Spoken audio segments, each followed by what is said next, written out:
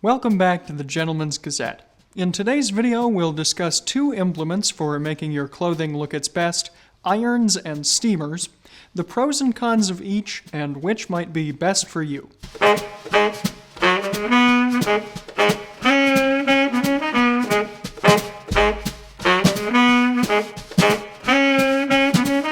If you've followed the Gentleman's Gazette for any length of time, you're probably aware that how you wear your clothing is just as important, if not more so, than the clothing itself. What do we mean by this? Simply put, just because you might be able to afford designer labels, that doesn't mean they're going to look good on you if the fit is poor or if the garments are improperly cared for. We've covered fit in a number of other videos, but today's video is another installment in our long-running garment care series, covering two appliances designed to eliminate unsightly wrinkles from your clothing: the iron and the garment steamer. Each of these works in a different way and has its own advantages and disadvantages. But before we get into a head-to-head comparison, let's cover a bit of history. We'll start with the clothes iron, also called a steam iron or flat iron, which is an appliance that, when heated, is used to press the wrinkles out of clothing. Metal pans filled with hot coals were used to smooth out fabrics as far back as the 1st century BCE in China. Fast forward to the 17th century, where handles were attached to thick triangular slabs of cast iron, which were then heated in fires or on stovetops. Other designs, instead of solid cast iron slabs, were box irons that could be filled with either hot coals or heated iron rods. By the late 19th and early 20th centuries, there were many irons in use that were heated by fuels such as kerosene, ethanol, whale oil, natural gas, or even gasoline. Some houses were equipped with a system of pipes to distribute gases to different rooms in order to operate appliances such as irons in addition to lights in the home. And despite the fire risk, liquid fuel irons were sold, at least in the United States and in rural areas, up to about World War II, at which point they were largely supplanted by newer electrically powered irons. The invention of the resistively heated electric iron is credited to Henry W. Seeley of New York City in 1882, however. Meanwhile, credit for the invention of the steam iron goes to Thomas Sears. The first commercially available electric steam iron was introduced in 1926 by the Eldick Company of New York, but it wasn't initially a commercial success. The patent for an electric steam iron was issued to a Max Stolnick of Chicago in 1934. 4 years later, in 1938, Stolnick granted the Steam-O-Matic Corporation of New York the exclusive right to manufacture steam electric irons. It was these irons that achieved popularity and led the way to more widespread use of electric steam ironing during the 1940s and 50s, which continues up to the present day. Meanwhile, commercial fabric steamers have been available since the early 1900s, employed early on by professional cleaners before spreading to home usage, but compact models are a fairly modern innovation. Some sources indicate that more portable models came about because of the popularity of men's hats in the first half of the 20th century.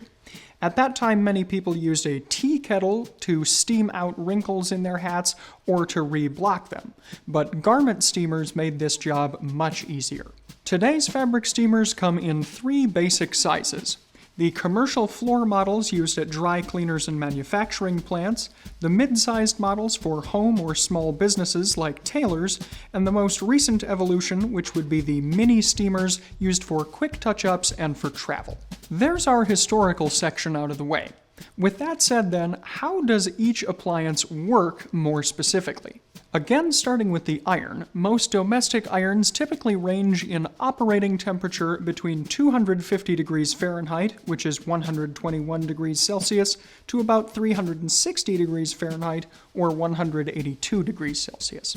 Ironing works by loosening the bonds between long chains of molecules that exist in fibrous materials like fabrics. With the heat and weight of the ironing plate, the fabrics are stretched and then maintain their new shape after they cool. The hot plate or sole plate is typically made of polished aluminum or stainless steel and can sometimes be coated with a friction and heat-resistant plastic. The heating element is controlled by a thermostat that switches the current on and off at a certain rate to maintain the desired temperature. In the case of the steamer, and as the name implies, steam is the primary agent to remove wrinkles from garments rather than heavy pressure.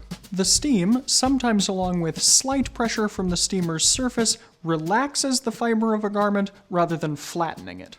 A jet of steam, either from a wand at the end of a hose or a smaller and more compact unit, is generally directed at the surface of the garment, which can be hung from a hanger. As we said, the steamer is generally held a bit away from the fabric, but more pressure can be applied if necessary. To generate steam, steamers typically heat their water to anywhere between 200 and 400 degrees Fahrenheit, though the larger stand-up models will usually allow for temperature control. The higher settings are typically used to steam wrinkles out of denser, sturdier fabrics like cotton and linen, while cooler settings are used on more fragile fabrics. Portable steamers are typically without temperature controls, and as such, they tend to run cooler on average. Simply put then, both irons and steamers use heat to remove wrinkles from clothing, though an iron uses the aid of pressure, where a steamer uses the aid of moisture in addition to the force of gravity. Most modern irons now have steaming and spraying functions as well to take advantage of using moisture.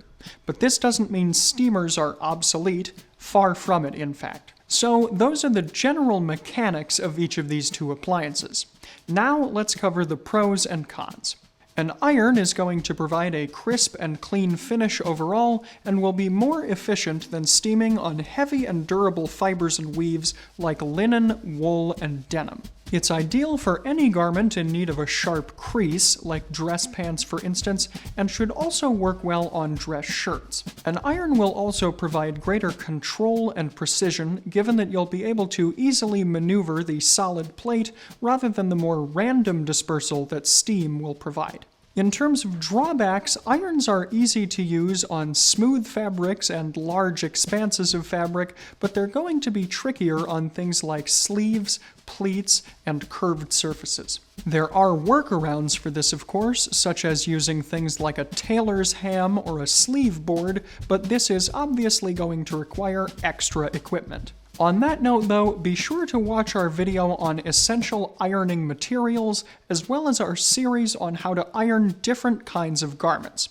You can find our ironing playlist here. Perhaps the biggest drawback of irons is that they pose a greater risk of burning or otherwise marking clothes if they're left in place for too long. Finally here, everything required for the ironing process will take up more real estate in your home.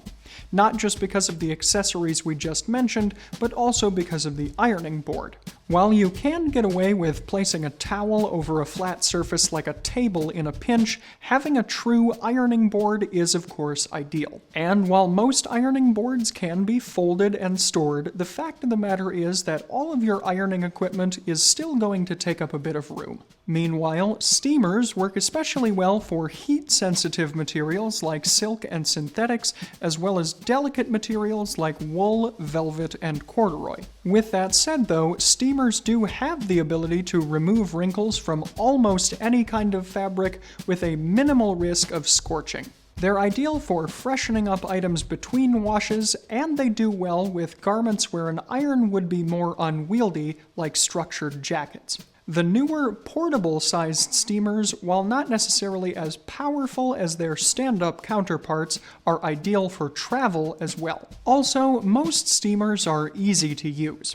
The user simply needs to hang up their garment, fill the steamer's water reservoir and plug it in, wait for a few minutes, and then go over the article with a sweeping motion, allowing the steam from the wand to straighten out any wrinkles. Steamers are generally faster than irons as well, as you don't have to lay your garments out on a flat surface and keep repositioning them as you work. Whether handheld or stand-up, steamers typically aren't going to take up as much room as an ironing setup either. When using a steamer with a hanging garment, you won't create creases as you aren't flattening the fabric against a hard surface, and you'll easily be able to see how the garment naturally hangs. This is in contrast to an iron, where if you've got multiple layers of fabric on top of one another, you might be wrinkling one portion while smoothing out another. Steamers, therefore, are generally going to be more user-friendly overall. Disadvantages of steamers, meanwhile, include having to spend more time on thicker fabrics, not being able to set creases as exactly, and possibly tiring out your operating arm depending on how much time you're spending and how many garments you're steaming. It is also possible to over-steam as well, at which point you might start to loosen the seams on some garments. Before we reach our final verdict then, let's sum up and cover some general safety tips for both irons and steamers. First, neither appliance is recommended for leather, suede, waxed fabrics, or anything that might melt when heated. It's always a good idea then to check the cleaning guidelines on your garment's tags before attempting to use an iron or a steamer on them. When in doubt, it's always a safer choice to go with a cooler operating temperature, especially when using an iron. And of course, whether you're using an iron or a steamer, you should always be aware of where the heated components are in relation to your skin so you don't burn yourself. You'll want to avoid touching the plate and the steam nozzle on an iron, and avoid putting your opposite hand in the path of the steam from a steamer's head. Monitor both appliances, and always remember to turn them off once you've completed your work. Some irons and steamers do include automatic shut-off functions, but you shouldn't rely on these. Finally, it's important to keep children and pets away from either of these appliances when they're in use. So then, with all that said, which is the better appliance, the iron or the steamer? The answer is, we recommend both. You might not be surprised to hear it, given everything we've laid out in this video, but the fact of the matter is that each appliance has its own best uses where the other would be lacking. In short, an iron is better if results matter most to you. While ironing does take longer and requires a bit more expertise, it provides a level of polish that a steamer usually can't. Meanwhile, a steamer is easier to use, more versatile overall, and provides generally good results on both delicate and average weight fabrics. It's ideal for touch-ups and for use while traveling. The well-prepared gentleman, then, should ideally have both an iron and a steamer in his garment care arsenal. In today's video, I'm wearing a casual outfit good for doing some garment care around the house. I'm working monochromatically here within the grayscale, as you can see by my black cardigan sweater, made more casual with its two front pockets, and my gray and white striped shirt. The shirt does have French cuffs, but I'm wearing simple black links in them, and I've got the cuffs configured in a barrel style so that they fit better under the sweater sleeves. My trousers are plain gray in a medium to charcoal gray shade, and my shoes are plain black penny loafers from Allen Edmonds. And rounding out today's outfit are my socks, which are from Fort Belvedere. They're also in a dark gray color, but their burgundy and white clock pattern provides a little bit of additional visual interest. You can find the socks, as well as a wide variety of other accessories, in the Fort Belvedere shop here.